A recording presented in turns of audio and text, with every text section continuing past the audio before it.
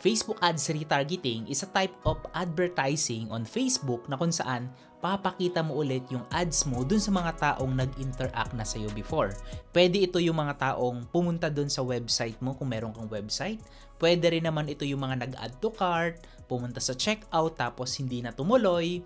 Or pwede rin ito na yung mga taong nag-engage dun sa page mo. Pwede nag-like, nag-comment, nag-shares, or pwede rin sila yung mga Facebook user na nanonood ng mga videos mo dun sa Facebook page mo. So my goal on this training is ma-maximize natin yung mga audience na to. To be honest, sobrang mahal ng ads kung palagi kang kukuha ng mga bagong customers mo. So in other words, makakatulong yung Facebook ads retargeting dahil it's about re-engaging your existing audience rather than trying to attract yung mga bagong audiences. So bago tayo magsimula dun sa step by step, paano mo siya magagawa, no? Explain ko muna. So, yung Facebook ads is parang ganito yan. Papakita ko sa iyo dito sa screen. Yung FB mo, kapag may mga taong pumupunta dyan, let's say ito yung mga people na yan. Ayan, ito yung mga taong yan.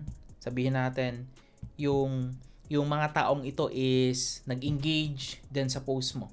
Ayan, nagpunta dun sa website mo. Ayan, let's say dito pumunta sa nanood mo na ng video, no? Okay, let's say nanood mo na ng video. Let's say video yung ads mo. So dito sa video na to, ma-identify ni Facebook kung ilang percent yung mga pinapanood ng mga audience mo na to. So assuming ito mga sabihin natin 3,000 people to. And sa 3,000 people, hindi lahat is tatapusin yung videos mo. Sobrang konti lang. Sabihin natin only 10% lang. Okay? Let's say 300 people yung pwedeng mag-engage. Okay? Tapos sa 300 people na yun, hindi pa lahat makakatapos ng video. So, ang goal mo is makollect yung mga nakapanood lang ng video at talagang nagpakita ng interest. So, paano mo yun ma-identify? So, mamaya papakita ko sa iyo sa Facebook ads, pwede mong i-attract yung mga taong nanood ng 25% ng videos mo, 50, then 75. So, anong percentage yung pinaka nag-work dito? So, sa akin, based on my experience, ang pinaka nag-work dito, percentage is around 50, this one, and 75%. So, meaning to say, kung meron kang 1-minute video, at least natapos na yung 30 seconds video na pinanood, okay? Na in-ads mo. Kung 1 minute yun, 75, nasa 45 seconds siguro. So, yun yung video, okay? So, ngayon, pwede rin kasi yung website. Example, ito yung website mo. Ayan, website. Kapag nag-click sila sa website mo, hindi lahat is bibili. Yung 3,000 people na to, hindi lahat yon magko-convert. Diba? Parang sobrang konti. Kung sa percentage, only 3% lang yung conversion rate. May mababa pa doon. So, ang majority doon is umaalis lang, pwedeng na-distract or hindi na talaga tumuloy sa pag-purchase doon sa ino-offer mo. So, yung goal mo is makollect ulit yung mga taong yon na nag-click ng website, yung mga tawag doon is web visitors. Yung mga website visitors na to, kailangan magawa mo ulit mapabalik doon sa website mo. Kasi mataas na yung chance na interested sila. Kasi una, kinlik nila yung ad mo. Nagpakita sila ng interest doon sa nakita nila doon sa ad mo. So, ang goal mo ngayon is makapag-create ng retargeting para mapabalik ulit doon sila dun sa next ad mo or dun sa offer. So, yun yung goal mo. No? Example, ito yung website mo. Okay? Next, page. Yan. FB page. Sa FB page naman, pwede mong i-attract yung mga taong nag-like, nag-share, nag-comment, anything, nag-engage dun sa page mo. Pwede kang gumawa ng isang custom audience na kung saan sila lang yung pwedeng makakita ng ad mo. Like, for example, pumunta dun sa page mo, nag-visit. Nakita yung ad mo, kinilik yung page mo, nag-visit.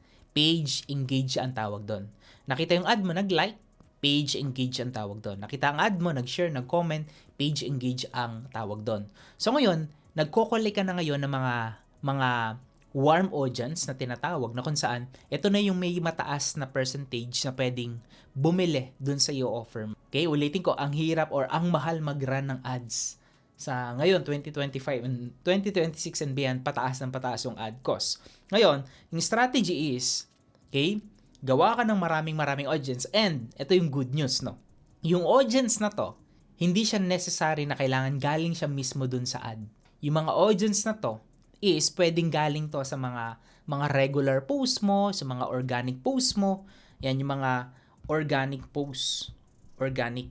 Ibig sabihin, kung nag-post ka ng video kahit hindi mo yan i-add at nag-viral, let's say, million views, no?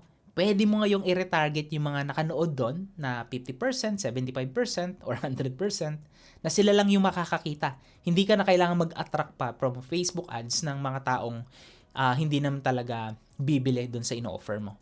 So, yun yung retargeting na tinatawag na makakatulong sa'yo para hindi masayang yung budget mo. So, paano ba siya ginagawa? Paano ba siya ginagawa, Coach G? So, ang gagawin mo dito sa Ads Manager, punta ka sa Ads Manager mo, papakita ko sa iyo. So dito sa Ads Manager na nakikita mo, all you need to do is, ang gawin mo dito is punta ka dito sa Create Audience, ayan, Custom Audience, no? So Custom Audience ang kailangan mong i-click, okay? Hindi lookalike, ayan. Create a Custom Audience, tapos merong magpa-pop up and you decide. Ang pinaka-best sa simula, pang beginner to, start ka muna dito sa video. Okay? Ito kasi page engaged, yes.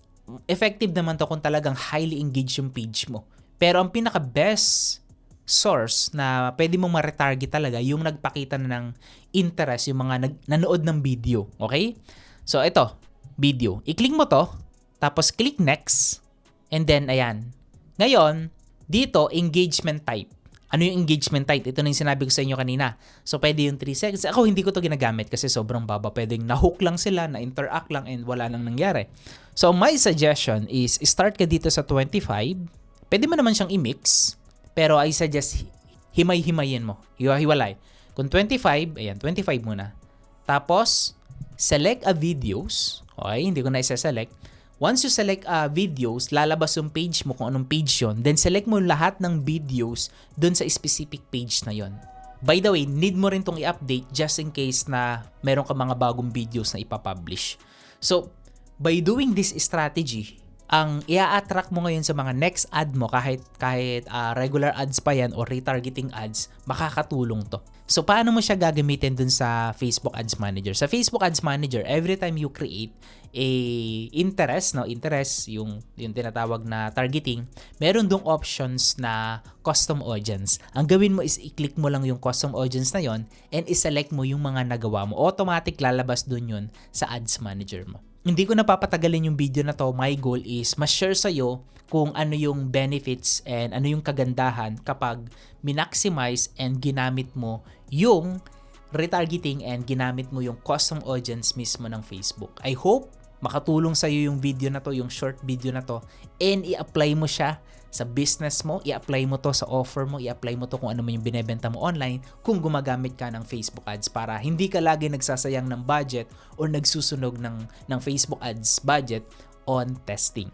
Alright? Even organic or yung mga regular posts mo, pwede mo yang i-retarget using Facebook ads. Thank you so much for watching this video. Kung nakatulong ito, comment down below. This is Coach J. Make today a better than yesterday. Keep safe and I will see you on the next one.